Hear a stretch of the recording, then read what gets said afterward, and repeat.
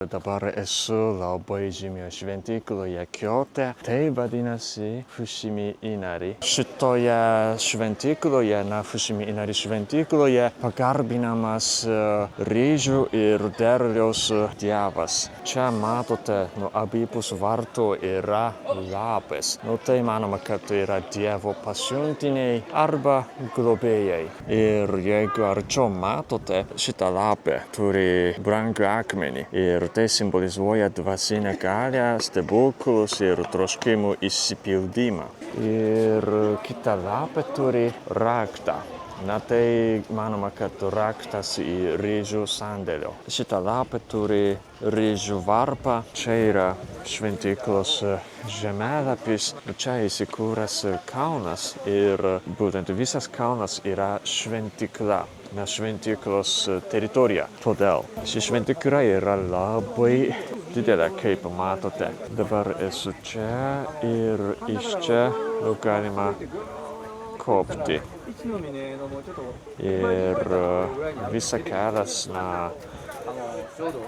kelionė į viršūnę truks maždaug 1 valandą arba daugiau. Ten yra viršūnė. Ir čia yra žinomiausia vieta šventykloje, kaip matote, yra labai daug vartų ir visi filmuoja arba daro nuotraukas. Ir nuo senovės žmonės čia aukoja tuos vartus ir sakoma, kad visame kalne yra iš viso 10 000 vartų. Čia labai daug, bet aš manau, kad dar daugiau yra.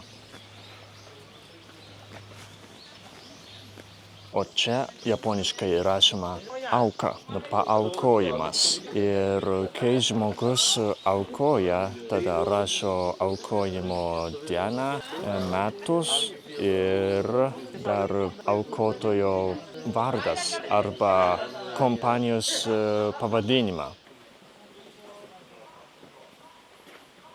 Dabar atėjau į vietą, kur atveria geras miesto vaizdas ir daug žmonių čia sėdi.